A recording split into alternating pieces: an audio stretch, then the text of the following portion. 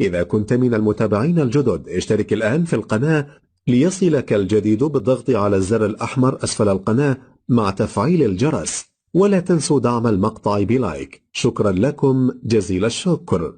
السلام عليكم ورحمة الله وبركاته. معانا حضرتك ريسيفر فيريفيكس قاطع كهربي اهو، مفيش كهربا خالص اهوت. هنفتح الريسيفر ونشوف فيه ايه. انا فاتح اهوت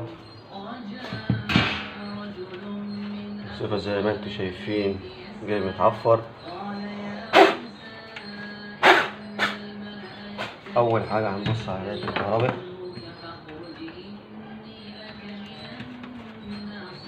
هنفك دايرة الكهرباء، ويا ريت اللي ما اشتركش في القناة يشترك في القناة عشان يصل كل جديد ومفيد في صيانة الريسيفرات والشاشات.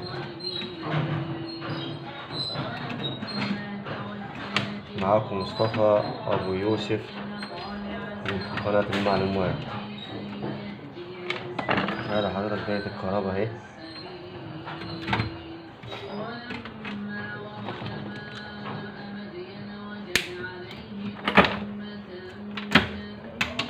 أولا نبص فيها مكثف اهوت منفخ. المكثف ده 450 على 47 ميكرو. ده ماسك الإشارة برضك، لو منفخ كده وشغال بيبقى ماسك الإشارة، تلاقي الإشارة بتكسر. هنفكه ليه المكثف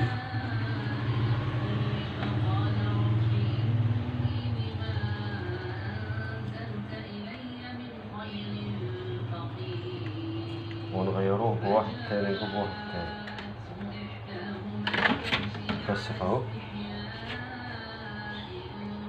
450 فولت 47 ميكرو. هنغيره، هنجيب واحد تاني.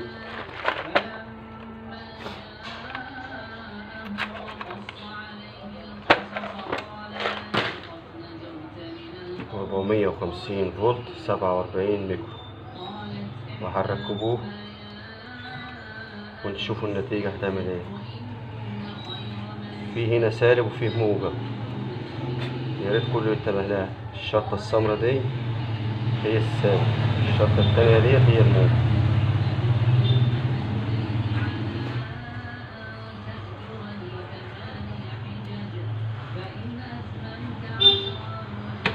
هنلحم الايه المكثف بتاعنا.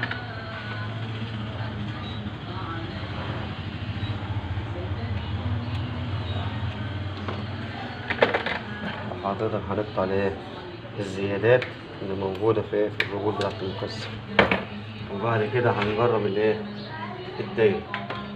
هنركبهم القلب بتاع الكهرباء اهوت، وبعد كده هنركب الايه السوكت، ونيجوا ايه مشبطين اي مسمار كده يمسك الدايرة عشان ما تعملش ايه ماس في العلب. بعد كده هنجرب على الايه على السيريال، ما تجربش على ايه على الكهرباء الايه العادية. بسم الله الرحمن الرحيم.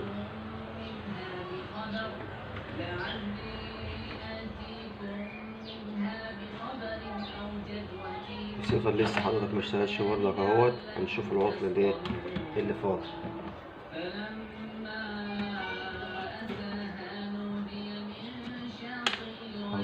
هنفك الكهرباء لو في كهرباء ولا حاجة، مفيش. هنبص على الفيوز، شوف الفيوز ضربة اهيت. هنركبه فيوز تانية،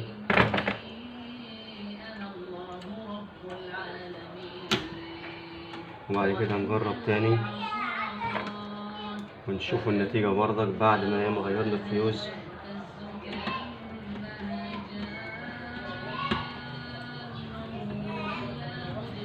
ماشي. بعد كده هنجرب بقى اهوت على السيريال برضه. الريسيفر الحمد لله اشتغل اهوت 100 اهوت الحمد لله. ويبقى كده حضرتك انتهينا من الشرح. معاكم مصطفى أبو يوسف للمعلومات، والسلام عليكم ورحمة الله وبركاته.